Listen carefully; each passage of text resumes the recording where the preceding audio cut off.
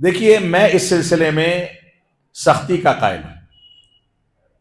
خواتین کو کسی ایسے گروپ میں شامل کرنا، ان کا سوال جو ہے، پہلے سوال سمجھ لیں تاکہ خواتین بھی سن لیں کہ کوئی واٹس ایپ گروپ بنایا جاتا ہے اور اس میں کوئی عالم ہے، یہ چند مرد حضرات ہیں، اور اسی گروپ میں خواتین کو بھی شامل کر دیا گیا۔ تو اب خواتین اس میں شامل ہیں، مرد بھی شامل ہیں، خواتین اس پر اپنے سوالات بھیجتی ہیں اور مرد حضرات اس کا جواب دیتے ہیں۔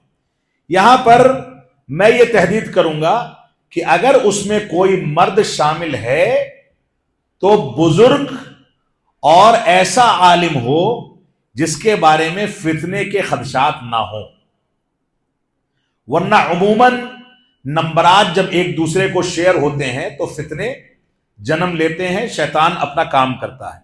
اس طرح کے بے شمار واقعات بمبئی شہر کے ہمارے سامنے ہیں کہ سوال و جواب کے لیے ایک ہیلپ لائن نمبر بنایا گیا، اس پر خواتین کے فون آتے ہیں اور جو دعات وہاں بیٹھ کر کے جواب دیتے ہیں ان کا خواتین کے ساتھ رابطہ بنا اور رابطہ بن کر کے معاملات خراب ہو گئے۔ لہذا یہ خدشات جو ہیں، اس سے بچنے کے لیے ہم کو احتیاطی اقدامات کرنے چاہیے۔ بزرگ علماء اس میں شامل ہوں، ورنہ خواتین میں سے کسی بزرگ خاتون کو شامل کر دیا جائے اور دوسری خواتین اس خاتون کے پاس سوال بھیجیں اور وہ خاتون یہاں بھیج کر کے پوچھ لیا کریں۔ یعنی احتیاط کے تقاضوں کا یہ معاملہ ہے، اس کا خیال کیا جانا چاہیے۔